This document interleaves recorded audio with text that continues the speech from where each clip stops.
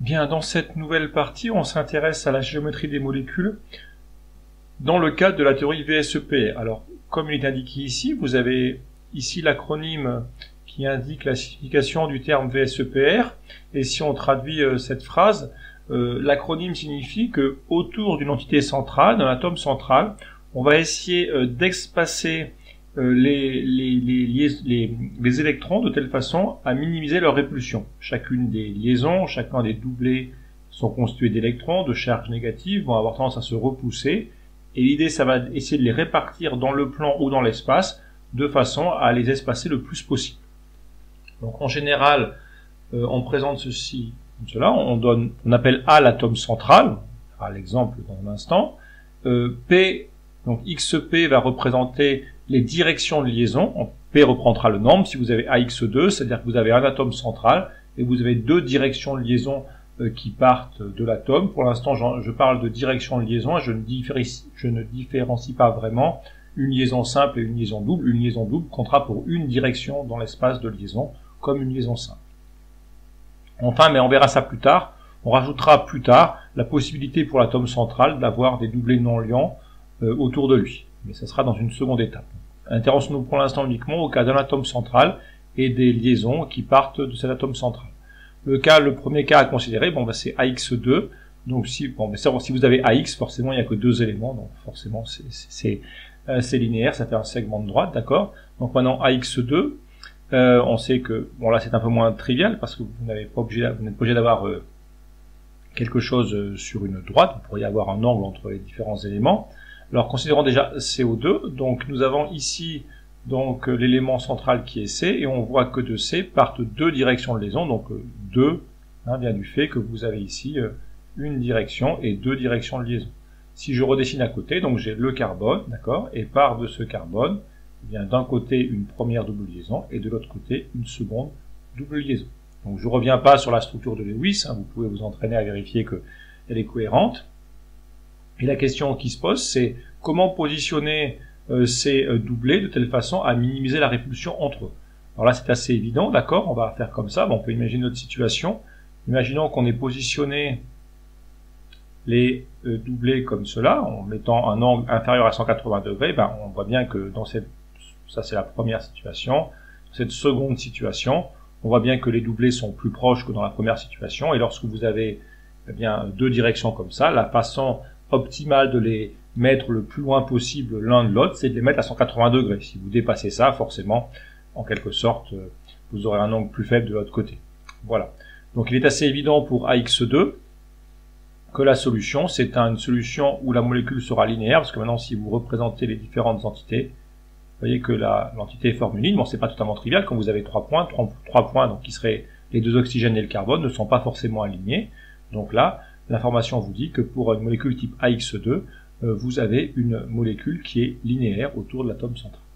Maintenant, si on s'intéresse un peu à l'aspect dipolaire, donc on aura le carbone au centre, et on aura les deux directions de liaison avec les oxygènes. Donc il suffit de dire, en fait, si vous dites c'est du type AX2, donc c'est linéaire, et que l'angle fait 180 degrés, maintenant en termes de dipôle, on sait que la liaison va être polarisée, car l'oxygène est plus électronégatif que le carbone, donc vous aurez un moins delta ici, et vous aurez un plus delta ici. Mais symétriquement, de l'autre côté, vous avez également un moins delta ici et un plus delta ici. Alors certes, vous avez un excédent de charge, le barycentre des charges plus, qu'on peut appeler G+, sera situé ici. Et maintenant, si vous considérez le barycentre des charges moins, vous avez des charges moins qui se situent ici et là, et vous voyez que leur barycentre est aussi ici.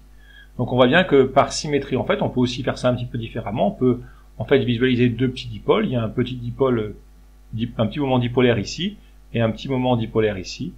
Et on voit bien que du fait, alors ça c'est fondamental, c'est parce que la molécule est linéaire, que les deux vecteurs sont opposés, et donc qu'ils se compensent pour faire un moment dipolaire total, P total, qui vaut 0. Donc le dioxyde de carbone est une molécule apolaire, d'accord, donc c'est une molécule qui est apolaire, donc, et donc par exemple, elle va assez peu pouvoir, sous cette forme-là, se dissoudre dans les solvants polaires, du fait de ce caractère apolaire. Voilà, donc on va passer maintenant à X3, donc on monte un peu en gamme, et on va répartir trois entités. Donc là c'est encore assez simple à comprendre, vous avez trois entités à répartir, donc ça c'est BF3, Et alors bien sûr, je vais pas représenter à chaque fois en toute rigueur. Ce que j'aurais dû faire, hein, c'est faire là, il y aurait eu le bord, là j'aurais eu le fluor. Je vais pas le faire pour la suite. Normalement, hein, pour simplifier, je représente pas forcément à chaque fois les doublés non liants des entités comme le fluor, mais si vous faites vous la proportion de Lewis, il faut bien les faire. Vous noterez ici aussi que si vous regardez, il y a une lacune sur le bord parce que il n'y a que 3 liaisons pour le bord.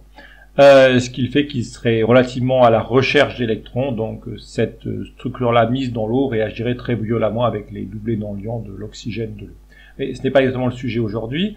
Donc ici, nous avons 3 directions de l'espace, d'où le AX3. Et comment répartir les 3 directions de l'espace? C'est très simple à comprendre, d'accord?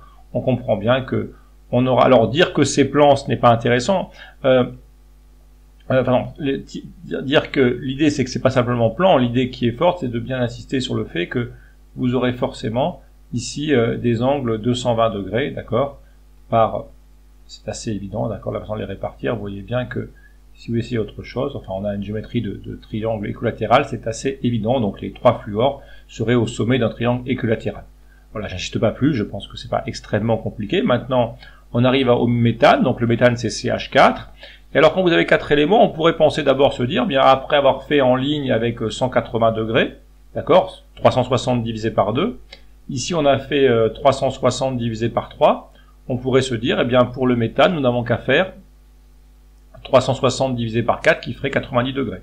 Donc effectivement, si vous vous limitez au plan, voilà comment devrait être la molécule de méthane, d'accord, avec des angles de 90 degrés. Mais dans ce cas-là, vous oubliez l'idée, c'est que rien n'empêche les différentes directions de liaison de se mettre dans l'espace, et il y a une meilleure solution pour se répartir pour elles, c'est d'utiliser l'ensemble de l'espace. Donc ça, on va barrer, d'accord. Et l'idée, c'est de considérer la molécule, en fait, sous sa forme tétraédrique, et les 4 directions vont définir un tétraèdre, d'accord, où les hydrogènes sont au sommet du tétraèdre. Et l'angle ici, bon, plus exactement, fait 109 degrés 28 minutes. C'est une notion qu'on peut facilement, on peut retrouver en positionnant le tétraèdre au sein d'un carré pour retrouver ce résultat-là. Mais disons que lorsque vous avez AX4, d'accord, il y a 4 directions de liaison et vous obtenez une configuration tétraédrique qui ici est de façon avec 4 éléments équivalents. Vous avez l'angle parfait de 109 degrés 28 minutes.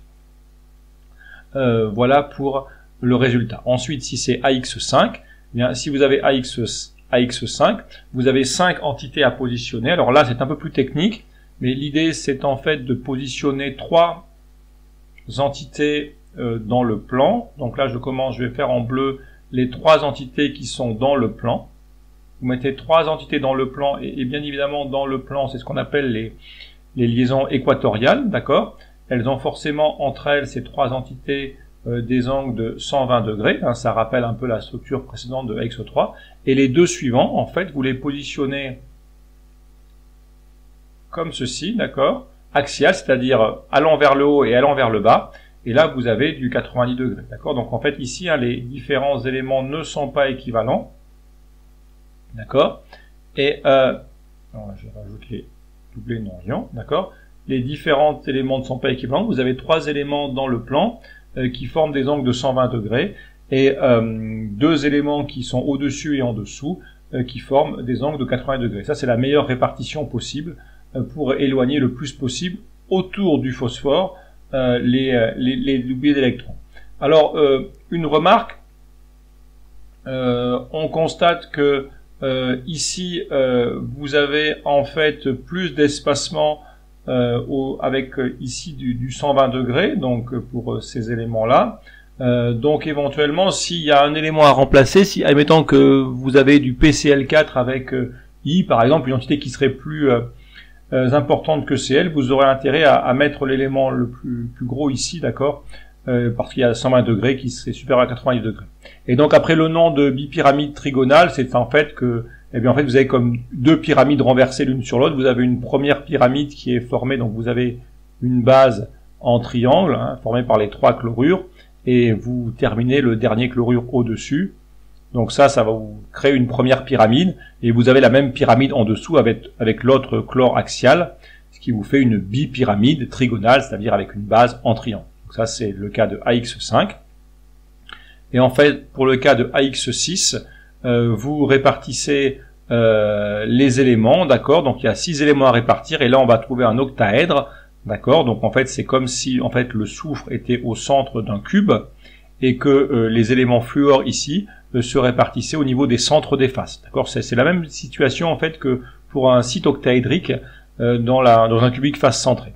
Voilà, donc si vous avez ces résultats, alors là c'est un petit peu à retenir finalement, hein, mais donc si on résume ici, bon, AX2 molécule, il faut simplement dire linéaire, un angle de 180 degrés, BF3 BF3 forcément trigonale, CH4, alors là on a toujours des symétries pour BF3 et CH4, il est évident que même s'il y a des polarisations de chacune des liaisons par symétrie, il est bien évident que ces molécules sont elles-mêmes apolaires, hein, les différents dipôles qui pourraient être créés vont se compenser les uns et les autres par symétrie.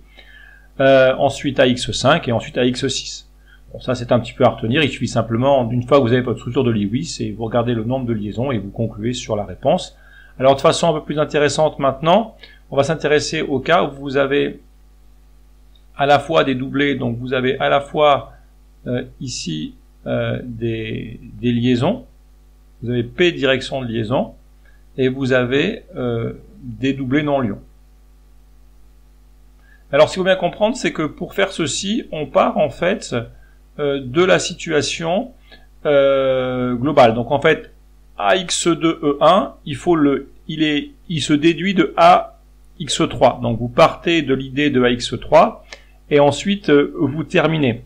L'idée, c'est que si je considère par exemple l'ion nitrite, donc je reprends ici l'ion nitrite, NO2-, et vous avez donc cette chose-là, et donc si on reprend sa représentation de Lewis, vous auriez comme ceci, je reprends un petit peu à nouveau ici, et l'idée c'est que c'est un petit peu comme si vous aviez, vous voyez, une première direction de liaison, une seconde direction de liaison, et là vous auriez une troisième direction de liaison. Et en fait vous supprimez donc on partirait en fait ici, si on avait ceci, on démarrerait sur du AX3, et en fait vous supprimez une des directions de liaison pour la remplacer par un doublé non-lion. Donc ici le AX3 devient finalement du AX2, les deux directions de liaison qui sont ici, et E1. Voilà, mais l'idée de départ c'est celle-ci. Donc maintenant qu'est-ce qui va se passer? Vous partiez au départ d'une... Si on refait avec la liaison au départ, donc je vais redessiner à nouveau la liaison au départ à la place de ce doublé non-lion. Donc si on avait une liaison là, on sait que les angles devraient faire du 120 degrés. D'accord? Partout. Et maintenant, l'idée c'est que vous remplacez ça par un doublé non-lion. Et l'idée, il faut bien retenir qu'on cherche à minimiser les interactions au voisinage de l'atome. Et l'idée que, par définition, le doublé non-lion, il est forcément plus localisé au niveau de l'azote. Le doublé non-lion est forcément plus localisé au niveau de l'azote. Et donc forcément, il a tendance à occuper pas mal. Là, vous avez une zone où il y a beaucoup d'électrons dus au doublé non-lion, qui va donc repousser les autres doublés. D'accord? Et ce qui a pour conséquence finalement de créer cette situation-là, c'est-à-dire que normalement, vous devriez avoir au départ des angles 220 degrés, et vous avez ici, maintenant, je vais reprendre un peu proprement maintenant, vous avez ici, en réalité, un angle là, qui est inférieur à 120 degrés. Bon, la valeur exacte, ce n'est pas très très grave, mais en tout cas, vous pouvez dire que c'est un angle qui est légèrement inférieur à 120 degrés, parce que les doublés non-lions ont tendance à repousser, car ils occupent plus de place au voisinage de l'azote, ils ont tendance à repousser les doublés lions l'un près de l'autre. Voilà, pour équilibrer la situation. Alors, maintenant, attention que, en revanche, l'angle qui est ici et l'angle qui est là, ce sont bien exactement les mêmes angles. Ça, c'est un point très important, car attention, ne vous faites pas avoir là-dessus. N'oubliez pas que, du fait des formes mésomères qu'on a vu dans un cas précédent, pardon, oups, excusez-moi, j'en mets un peu trop ici, voilà, du fait des formes mésomères qu'on a vu dans un cas précédent, eh bien, vous pouvez, d'accord, faire une mésomérie ici en basculant les doublés, et vous avez, je vais faire un petit peu mieux que ça, donc vous avez ces cas ici, et je vais redessiner à côté la seconde molécule, et si je fais par forme mésomère, vous avez cette situation-là, d'accord, où on ferait basculer les doublés, donc ce doublé non liant ici, et ce doublé liant comme ceci. Et donc, en fait, vous voyez bien que il n'y a aucune différence entre cette liaison-ci et cette liaison-là. Elles sont en fait un mélange entre une double liaison et une simple liaison. Donc, ne vous faites pas avoir, hein. Là, il y a bien un angle inférieur à 120 degrés à cause du doublé non liant, mais en revanche, les deux angles que j'ai fait là sont exactement les mêmes. Donc, si par exemple, ici, vous avez 110 degrés, il vous reste donc 250 degrés partagés équitablement en 125, 125 pour chacun. Voilà. Alors maintenant, il me reste à trouver la forme de la...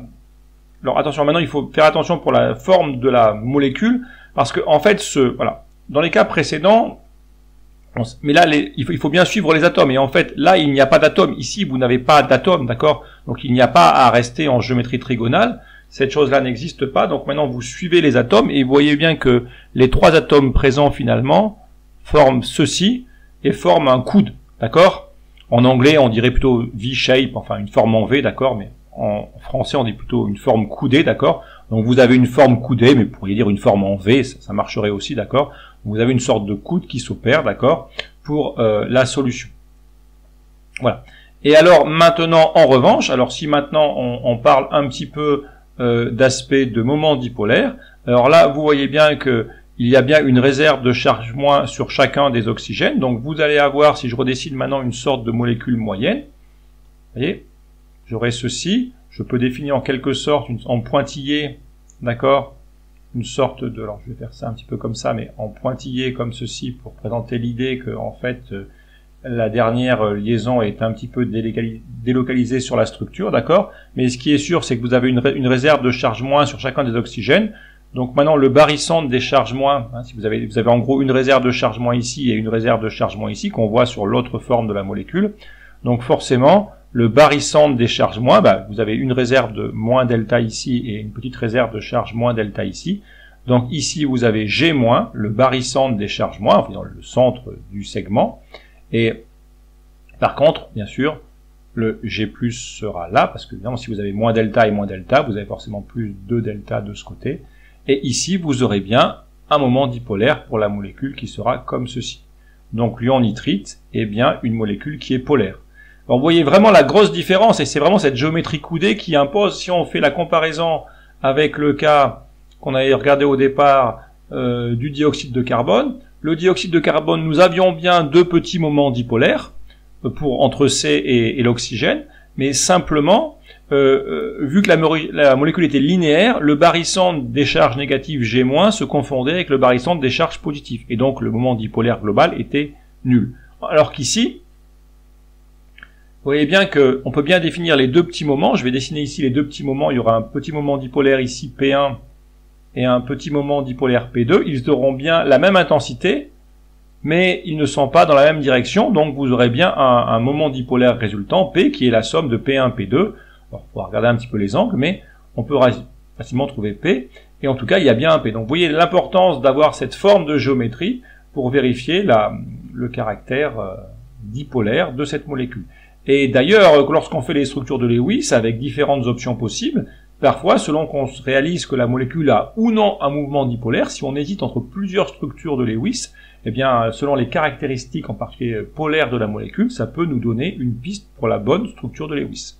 Donc voilà pour cet élément-là, mais retenez AX2E1, c'est forcément coudé. Voilà, et je l'ai fait une fois de trop, donc je passe là maintenant.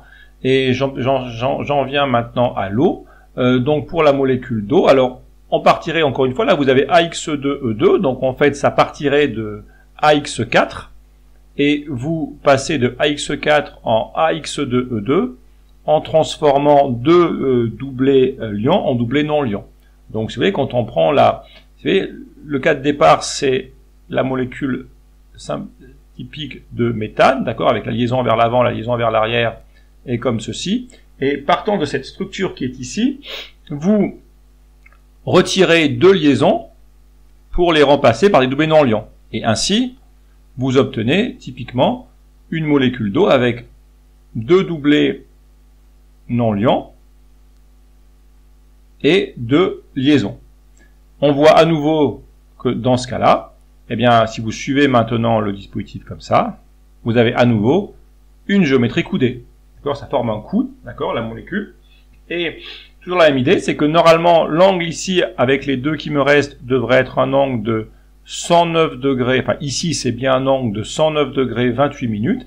Mais simplement, vu que les doublés non liants prennent plus de place au voisinage de l'oxygène, parce que au lieu que les électrons soient répartis entre les deux atomes, ils sont au voisinage d'un seul atome. Donc, ils ont tendance à repousser les autres liaisons. Donc, forcément, ici, l'angle exact, peu importe, enfin, il est connu, mais en tout cas, il est légèrement inférieur à 109 degrés 28 minutes. Voilà, nécessairement. Et la même chose ici. Donc maintenant, vu que la molécule d'eau n'est pas linéaire, mais elle est coudée, du fait de la présence des doublés non liants, vous allez forcément ici avoir une réserve moins delta, là ici plus delta, de fait de la polarisation des liaisons en particulier. Et ça vous définit un petit moment dipolaire P1 ici, un petit moment dipolaire P2 ici, qui ont même intensité mais qui n'ont pas même direction. Et donc nécessairement, vous avez un moment dipolaire résultant P qui est comme ceci. D'accord, voilà, parce que ici vous avez le barycentre G- des charges négatives et le barycentre G+ des charges négatives est entre les deux charges positives. D'accord, voilà. Donc vous voyez que c'est fondamental de bien trouver la structure de Lewis puis la géométrie pour pouvoir ensuite en déduire le caractère par exemple polaire ou non de la molécule. Pardon, je reprends sur un dernier exemple car j'avais oublié un exemple AX3E. Donc à nouveau, on partirait de la structure en AX4 et en fait, on va basculer une des liaisons en doublé non liant pour obtenir AX3E1, mais tel que 3 plus 1 fasse toujours 4. Et donc l'idée, si vous avez l'azote ici, vous pourriez partir au départ comme un tétraèdre, d'accord, donc vous partiriez sur le modèle tétraédrique, et simplement, vous remplacez ici une des liaisons, qui sont toutes équivalentes, par un doublé non liant, qui aura tendance à repousser les autres liaisons. Donc, en fait, bien évidemment que l'angle que vous aurez ici, d'accord, l'angle que vous allez obtenir ici, eh bien, entre les différents hydrogènes qui vont rester, sera inférieur à l'angle du tétraèdre. Donc, cet angle sera inférieur à 109 degrés 28 minutes. Pourquoi on parle d'une pyramide? Parce que vous aurez une base en triangle pour les 3 hydrogènes et vous aurez au-dessus de cette base en triangle pour les 3 hydrogènes, vous aurez en fait l'azote qui surplombe le tout, ce qui vous crée une pyramide. Donc voilà pour l'idée de la molécule d'ammoniac qui termine l'étude. Enfin, je vous ai laissé quelques exercices si vous le souhaitez. Vous pouvez essayer pour les différentes molécules qui sont ici, donc NO3-, O3, SO2, SO4-, à chaque fois, d'essayer de faire la représentation de Lewis, la géométrie et le moment dipolaire. En conclusion, je dirais que finalement, même s'il faudrait en théorie avoir des notions de vision dans l'espace, ce n'est pas vraiment obligatoire, car tous les cas vous sont fournis. Il y a des cas quand même qui sont assez élémentaires, AX2, AX3, AX4. Les deux cas un peu techniques qui seraient difficiles peut-être à trouver par vous-même, c'est AX5 et AX6, mais ils vous sont fournis. Et ensuite, il est assez facile de déduire des structures en AX, les structures en AXE, d'accord, en enlevant une liaison et en identifiant le résultat. Voilà pour cette étude de la géométrie des molécules.